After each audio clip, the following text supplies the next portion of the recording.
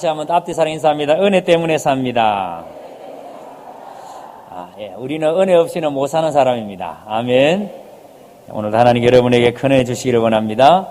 오늘은 삶에는 지혜가 필요하다는 제목으로 말씀을 드리겠습니다.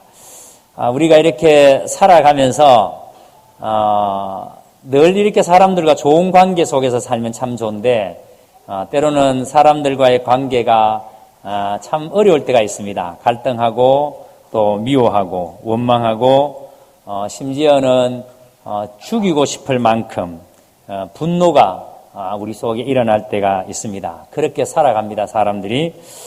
그런데 그 삶의 내용들을 조금만 들여다보면은 다투지 않고 살 수도 있는데, 그렇게 갈등하지 않으면 살 수 있는데, 그렇게 분노하면서 살지 않아도 되는데, 우리는 지혜가 부족해서 그렇게 살 때가 참 많다는 생각을 합니다. 쉽게 말해서 우리는 너무 쉽게 화를 내고 그 화를, 그 분을 잘 참지 못해서 우리의 삶에 굉장히 큰 어려움을 많이 겪는 것들을 경험합니다. 우리가 지난 시간에 살펴본 것처럼 요셉이 이제 17세가 되었을 때 다시 이제 등장을 하는데, 요셉이 태어났다라는 얘기가 나온 다음에 요셉의 얘기가 전혀 나오지 않다가 17살이 되었을 때 창세기 37장에서 다시 이제 요셉이 등장을 했습니다. 그런데 이 창세기 37장에 등장한 이 요셉이 이제 창세기 마지막까지, 창세기가 끝날 때까지의 주요 인물, 가장 핵심 인물이 요셉입니다. 그러니까 앞으로 요셉을 중심으로 해서 모든 사건이 전개되어지고 요셉을 중심으로서 일들이 일어나게 된다는 것을 우리가 보게 됩니다. 자, 그런데 우리가 알다시피 요셉은 아버지 야곱으로부터 편애를 받았지 않습니까? 근데 우리가 여기 생각해 봐야 할 게 뭐냐면, 여러분, 지금 요셉을 편애했던 아버지 야곱도 편애의 희생자잖아요. 아버지 이삭이 아들 에서와 야곱이 있었는데 특별히 에서를 더 편애했습니다. 자, 그러니까 야곱은 지금까지 자기는 아버지 이삭으로부터 편애의 희생자예요. 자, 여러분, 편애의 희생자니까 야곱이 아버지가 되었을 때 자기 자신들만큼은 어떻게 해야 되겠어요? 편애하지 않아야 정상이잖아요. 편애하지 않고 사는 게 정상이죠. 자, 근데 여러분, 우리 옛날 어른들이 그러더라고요. 시집살이를 세게 한 며느리는 나중에 자기가 시어머니 되면 어떻게 한다? 시집살이를 더 세게 시킨다. 왜 그럴까요? 내가 시집살이를 시게 했으면, 당했으면은 내 며느리한테는 그렇게 안 해야 정상이잖아요. 근데 왜 사람의 심보가 내가 시집살이를 심하게 했으니까 내 며느리한테도 내 당한 만큼 너는 몇 배 더 당해야 돼. 그런 마음으로 며느리를 시집살이 시키면 이게 여러분 얼마나 나쁜 마음이에요.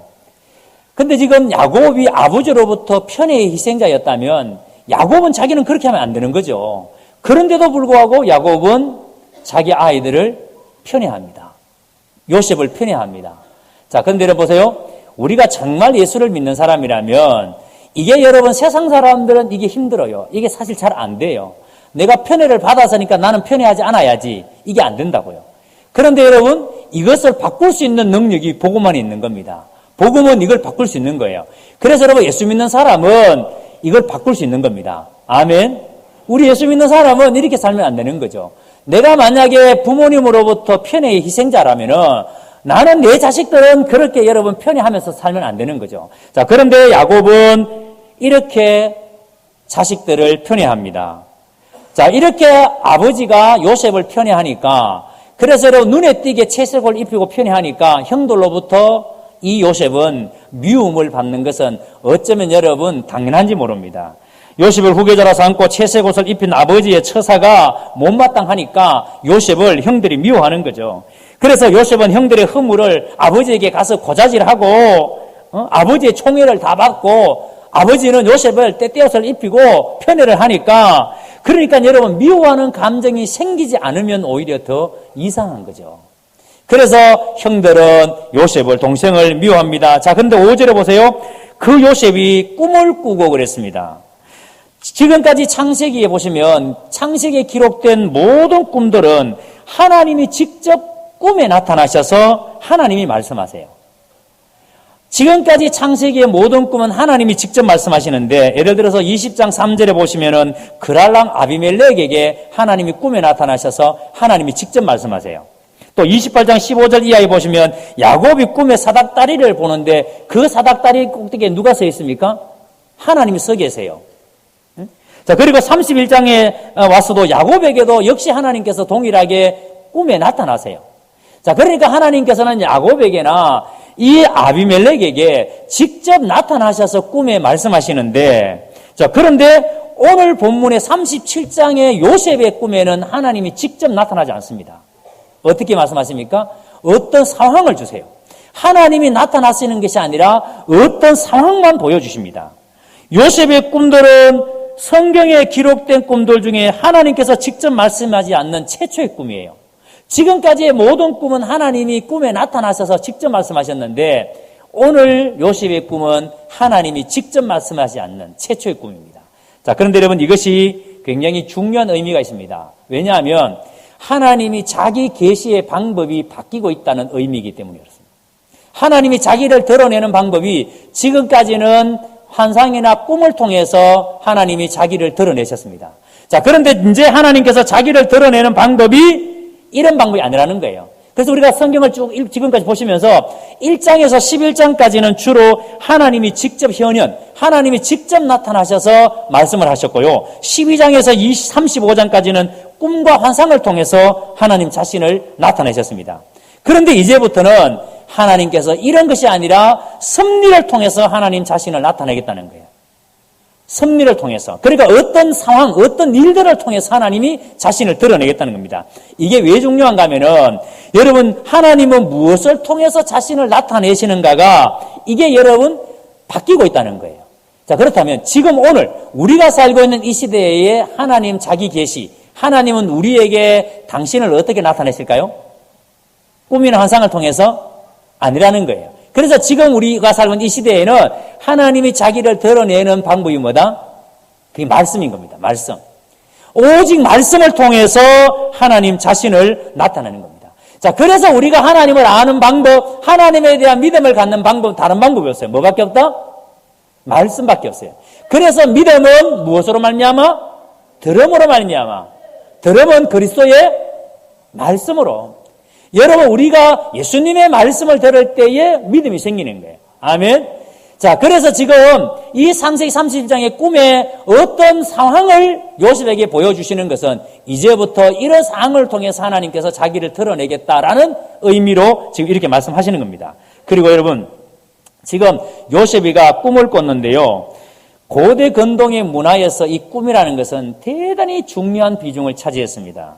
요즘은 여러분 꿈 꿨다 그러면은 또 개꿈이다 그러고, 꿈을 그다지 이렇게 신빙성을 가지고 신뢰한다든지 이런 사람이 많지 않습니다, 요즘은. 그렇죠? 근데 이 고대 근동에서의 꿈은 종교와 문화에서 굉장한 의미를 가지고 있었습니다. 꿈이란 것은 그 당시에 신들이 사람들에게 메시지를 전할 때 가장 많이 사용하는 전달 방법으로 여겼기 때문에, 그래서 꿈을 굉장히 중요하게 여긴 거예요. 자, 그래서 그 당시에는 이 꿈을 전문적으로 해몽해주는 점술가들이나 박수들이 굉장히 많이 생겨났습니다. 그런데 이 당시에 꿈을 해몽해주는 점술가들이나 박수들은 우리가 요즘 말하는 점쟁이나 아니면 무당들이나 이런 차원이 아니에요. 요즘 우리가 점쟁이, 무당 그러면은 굉장히 여러분 우리가 그 사람들을 이렇게 좀, 죄송합니다만은 좀 천하게 취급을 하는 경우가 있잖아요. 그런데 이 당시 고대 근동에서의 이 점술관들이나 아니면은 박수들은요, 굉장히 고도의 공부를 하고 훈련을 받았기 때문에 전문직 엘리트로 인정을 받았습니다. 그러니까 고대 근동에서의 점술가들이나 박수들은 전문직 엘리트 집단이었기 때문에 그만큼 여러분 그 당시에 꿈은 중요한 비중을 차지했다는 거예요. 성경에서도 여러분 하나님께서 꿈과 환상을 통해서 선자들에게 말씀하시잖아요. 그런데 5절을 다시 보세요. 아버지의 편애 때문에 형들의 시기 대상이었던 요셉이 꿈을 꾼 겁니다. 그런데 그 꿈을 형들에게 이야기합니다. 그런데 그 꿈 때문에 요셉과 형들의 관계가 원래부터 안 좋았는데, 형들이 요셉을 원래부터 싫어했는데, 근데 꿈 때문에 어떻게 되다고요? 더욱 미워하였더라. 그러니까 이 꿈 때문에 요셉과 형들의 관계가 더 이게 갈등이 심해진 거예요. 자, 여러분, 요셉의 입장에서 한번 생각해 보세요. 요셉의 입장에서는 굉장히 억울할 거예요. 왜냐하면 꿈을 꿨는데 꿈 꾼 대로 이야기한 것 뿐이에요. 꿈을 꾸고 난 다음에 나 이런 꿈 꿨어 하고 이야기했습니다. 그런데 형들의 입장에서 이걸 한번 생각해 보세요. 지금 형들과 요셉의 관계는 어떤 관계예요? 요셉은 틈만 나면 형들의 허물을 아버지한테 가서 고자질합니다. 아버지는 대놓고 요셉을 편애합니다. 그러니까 그런 요셉을 바라볼 때마다 형들은 너무 속이 상해요. 신경질 나요. 그래서 요셉이 미운 겁니다. 자, 그런 상황에서 요셉이가 꾼 꿈을 이야기하니까 형들의 입장에서는 그 꿈을 정상적으로 받아들일 수가 없는 거죠. 요셉이가 온갖 미운 짓을 다 하는데도 아버지는 요셉만 사랑하고 그의 편을 들어주니까 형들의 입장에서는 이 동생이 지금 미워 죽겠는데 이런 상황에서 대먹지도 않는 꿈 얘기를 하니까 형들은 더욱 마음에 동생에 대한 분노가 생기는 겁니다. 그런데 형들뿐만 아니라 부모까지도 요셉에게 절하는 꿈 이야기를 한 거예요. 자, 여러분, 이런 요셉의 행동을 여러분 생각에 어떻게 느껴지십니까? 아, 요셉이가 지금 잘하고 있구나. 요셉이가 형한테 꿈 얘기한 것은 꿈 얘기를 잘한 거구나. 이런 생각이 드세요? 여러분의 느낌에 야, 요셉이가 형들에게 꿈 얘기한 것은 아버지에게 꿈 얘기한 것은 잘한 거구나. 이런 느낌이 드세요? 지금 여러분 요셉의 이 행동이 지혜롭고 정말 여러분 철이 있는 것처럼 보입니까? 우리가 세상을 살아가는 데는요, 정말 지혜가 필요합니다. 사람이 아무리 많은 지식과 아무리 많은 진리를 소유하고 있다 할지라도 그것을 지혜롭게 활용하고 지혜롭게 말하지 못하면 덕이 아니라 오히려 여러분 그것이 해가 될 수 있다는 사실을 우리가 알아야 됩니다. 내가 아무리 여러분 많은 지식을 가지고 있다 할지라도 다른 사람에게 내가 하는 이 말이 덕이 될지 해가 될지를 우리가 알아야 돼요. 요즘 우리나라가 그 조국 법무부 장관 후보로 말미암아 참 시끄럽습니다. 사람들이 많은 말들을 합니다. 그런데 왜 이렇게 한 사람의 장관 후보를 가지고 이렇게 긴 시간 동안 오랫동안 나라가 시끄러운가를 생각해 보세요. 이분은 장관 후보가 되기 전에 자기가 그 SNS에 끊임없이 나라 상황에 대해서 글을 올리는데 많은 사람들에 대해서 그가 이렇게 평가를 많이 했죠. 뭐가 어떻다, 뭐가 어떻다. 그래서 사람들의 허물, 사람들의 잘못을 정확하게 끄집어내서 굉장히 신랄하게 많이 비판을 하셨던 분이잖아요. 그런데 지금 장관 후보 청문회에서 그분에 대해서 드러난 일들이 자기가 했던 말을 정반대로 살았던 분이에요. 이게 국민들에게 너무 아픔을 주는 거죠. 고통을 주는 거죠.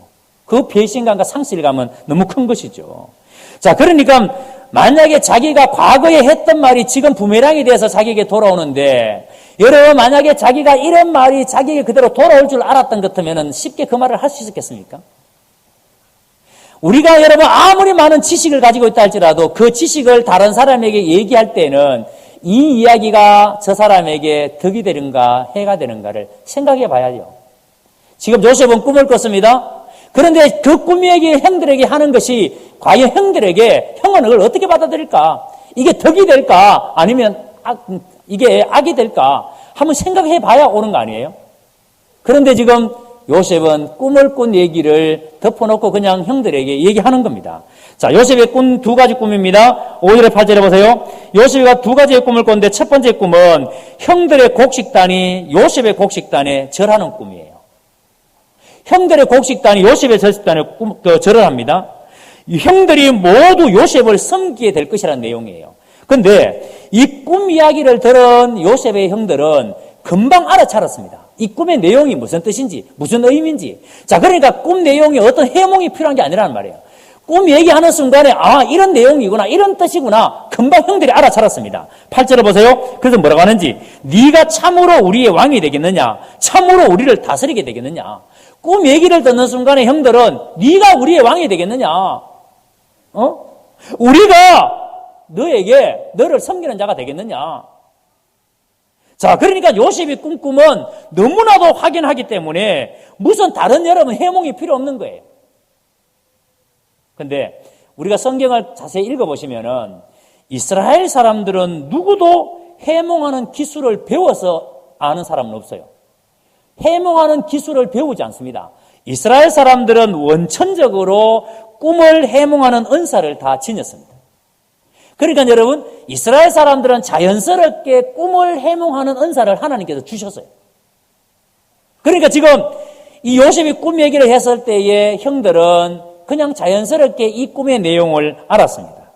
요셉은 자신의 꿈이 그와 형제들의 미래에 관계된 예언으로 생각했기 때문에 뭐 크게 생각하지 않았습니다. 이건 뭐 지금 당장 일어난 일이 아니고 이런 꿈이 꿨는데 앞으로 먼 미래에 있을 일이다. 그래서 대수롭지 않게 생각하고 끊임없이 형들의 곡식단이 나의 곡식단에게 절을 합디다.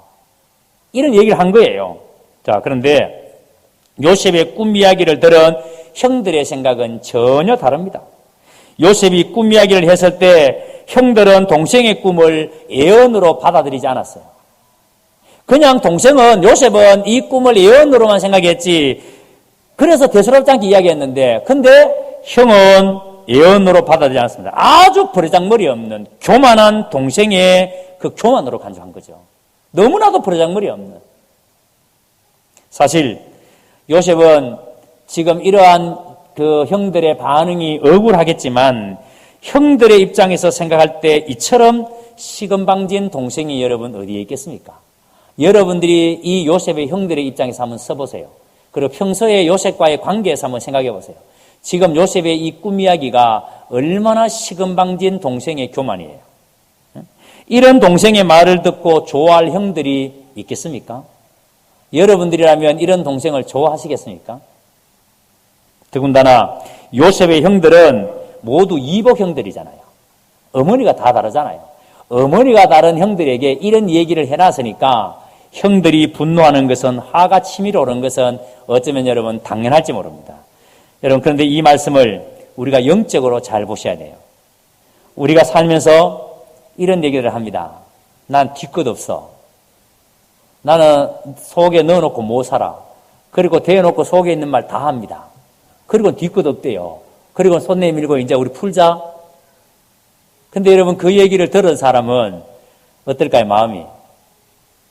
뒤끝 없다고 내게 속에 있는 얘기를 다 했는데 듣는 사람은 여러분, 뒤끝이 없어지는 게 아니에요.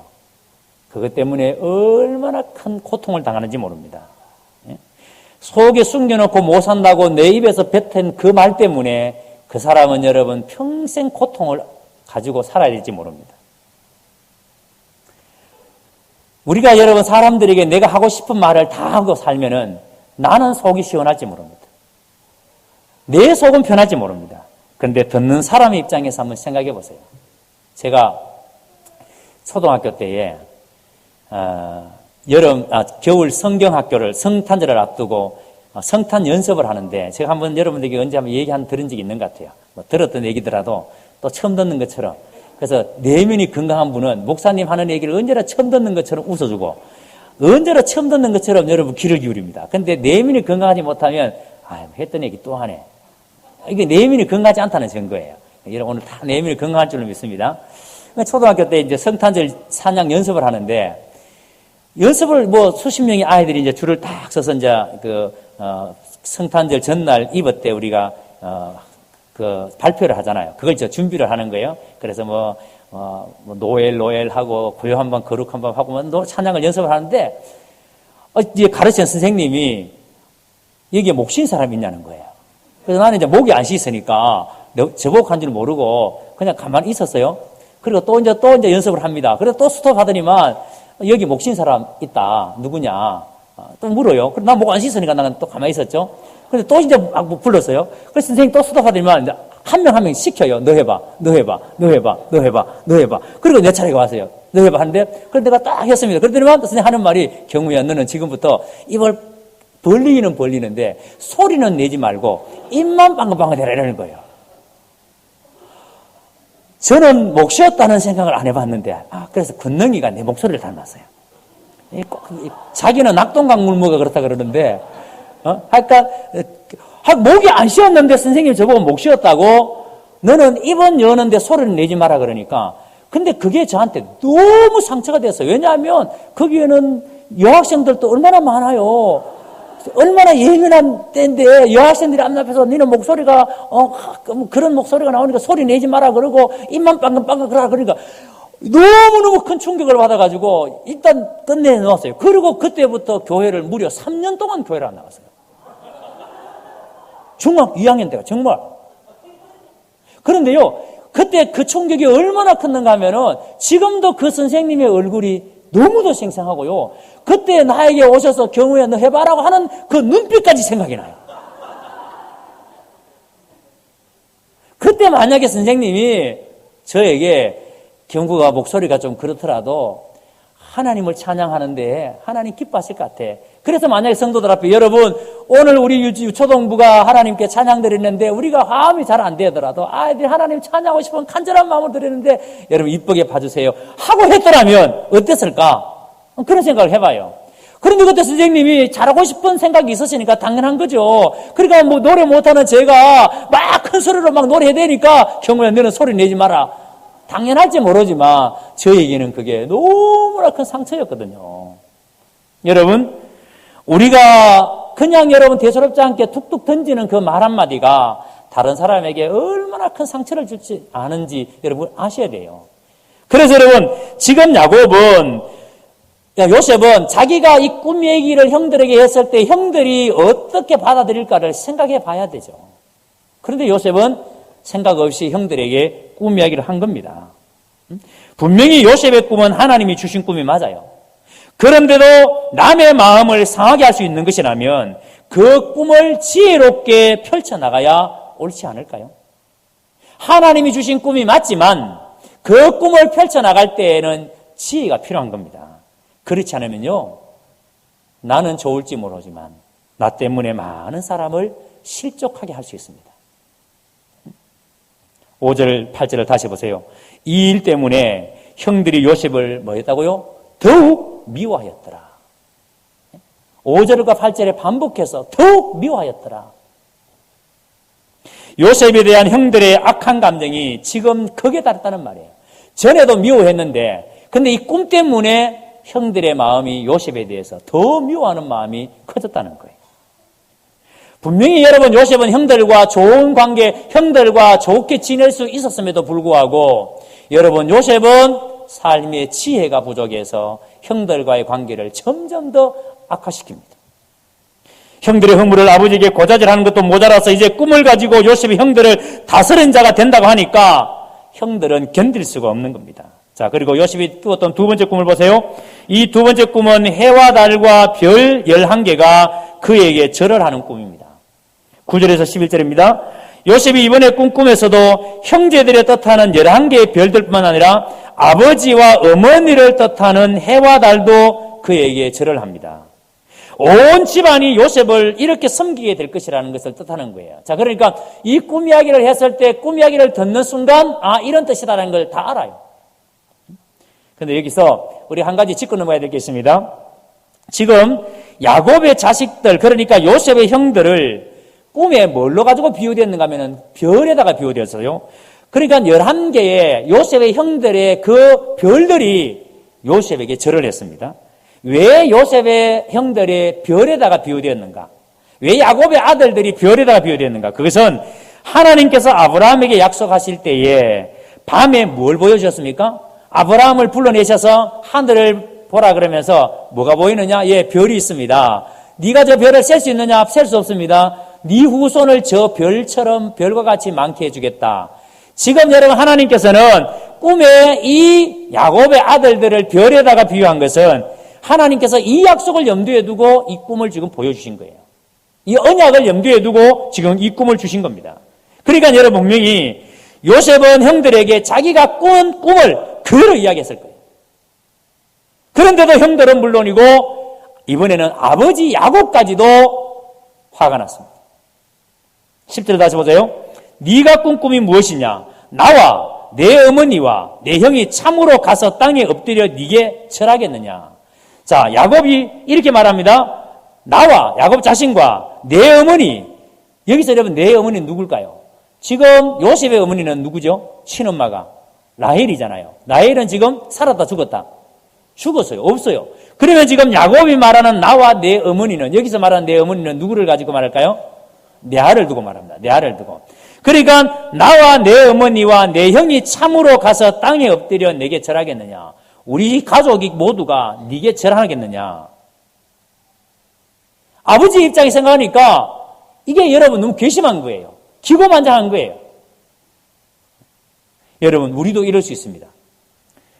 여러분의 자녀가 만약에 신앙생활 하는데 공부를 너무 잘해요. 정말 이놈이 앞으로 공부해서 뭐가 크게 될 놈이야. 그런데 어느 날, 아버지, 나 신학교 가겠습니다. 그래. 자, 그러면 아버님께서, 야, 너 어떻게 그런 생각해? 하나님께서 어떻게 그런 마음 주셨을까? 감사하다고. 여러분, 흔쾌히 신학교 가라고 하시겠습니까? 공부를 너무 잘하는데. 정말 여러분, 서울대 아니라 여러분, 지금 하버드 갈 수 있는 실력인데, 신학교 가겠대. 그러면, 너무 감사하다고 신학교 가라고 하시겠어요? 저는요, 직접 경험했습니다. 저는 있던 교회에서요, 아들이 석 공부는 잘하지 않았어. 근데 아버지가 열심히 일을 해서 힘을 다해서 아들을 대학 졸업시켰습니다. 근데 대학 졸업하자마자 선교사 가겠대요.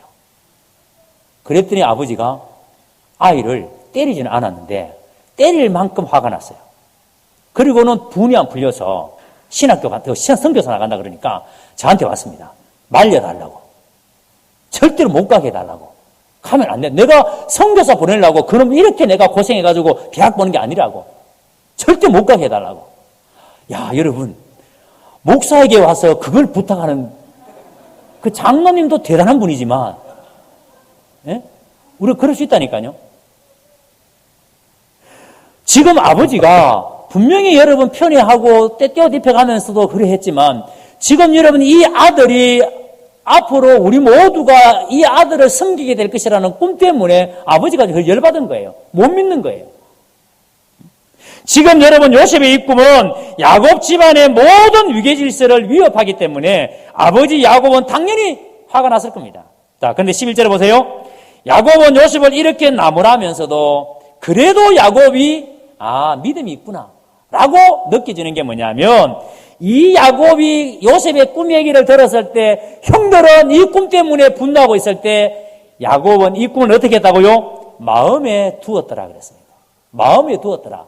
자, 여러분, 마음에 두었더라는 말이 뭐냐면 야곱은 요셉의 꿈이 결코 개꿈이 아니라는 것을 알았어요.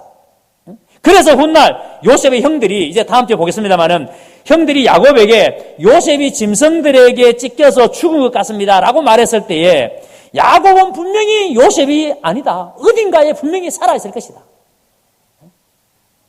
분명히 야곱은 이 아들들이 요셉이 죽었다는 얘기를 들었을 때에 아니다. 분명히 어딘가에 살아있을 것이라고 야곱은 믿었을 거예요. 왜냐하면 나중에 이 형들에게 물었습니다. 형들이 뭐라 그랬는가 하면은 동생의 시체를 직접 보지 못했습니다. 아버지 그렇게 말해요. 우리가 동생의 시체를 직접 보지 못했습니다.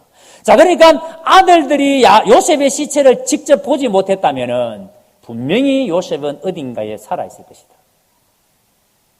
그래서 여러분, 지금 야곱은 이 요셉이 했던 말을 마음에 두고 있었기 때문에, 지금 이 꿈 얘기를 야곱의 마음에 품고 있었기 때문에 아들들이 요셉이 죽었다는 말을 해도 여러분 어딘가에 살아있다라고 믿고 있어, 확신하고 있던 거예요. 요셉의 형들과의 갈등 관계를 여러분 우리가 분명히 요셉은 풀 수 있었어요. 또 풀어야 옳았습니다. 그런데 요셉은 풀지 못하고 오히려 갈등을 더 깊게 만들었습니다. 분명히 꿈을 하나님께서 주신 꿈이 맞지만 그 꿈을 풀어갈 때에 지혜가 필요했는데 요셉은 그러지를 못했습니다. 그래서 그러고 말미암아 요셉과 이 형제들의 관계는 더 여러분 골이 깊어졌습니다. 우리가 삶을 살아가는데요, 여러분 정말 지혜가 필요합니다. 내가 하는 이 말이 정말 이 사람에게 필요한 말인가? 이 사람을 살릴 수 있는 말인가? 아니면 내가 하는 이 말이 이 사람에게 상처가 되고 아픔을 주는 말인가? 여러분 생각해 보셔야 됩니다. 미국 방위산업체 CEO 빌 스완스가 정리한 책에서는 찾을 수 없는 비즈니스 규칙 33가지라는 책이 있습니다. 아마 읽어보신 분이 있을 줄로 믿는데, 근데 이 책에 보면 웨이트의 법칙이라는 얘기가 나와요. 웨이트의 법칙. 웨이트는 뭐 하는 사람이에요? 레스토랑에서 서빙하는 사람이잖아요. 레스토랑에서 서빙하는 사람인데, 근데 이 책에 이런 내용이 나옵니다. 웨이트의 법칙이라는 내용 속에 당신에게는 친절하지만 웨이트에게 무례한 사람은 절대 좋은 사람이 아니다. 이런 얘기예요. 제가 사업하는 사람입니다. 근데 바이어하고 내가 레스토랑에 식사로 들어가요. 자, 바이어하고 내가 사업하는 사람인데 바이어하고 내하고 식당에 밥을 먹으러 들어갔는데 이 웨이터가 서빙하는 사람이 서빙을 합니다. 근데 내가 만약에 이 웨이터에게 무례하게 대한다면, 나는 이 바이어에게는 너무나 친절하게 대하는데, 나는 이 바이어에게는 너무나 잘 대해주는데 이 웨이터에게 내가 무례하게 대한다면 나는 절대 좋은 사람이 아니다 라는 말입니다. 이해가 되십니까? 자, 그러니까 보세요.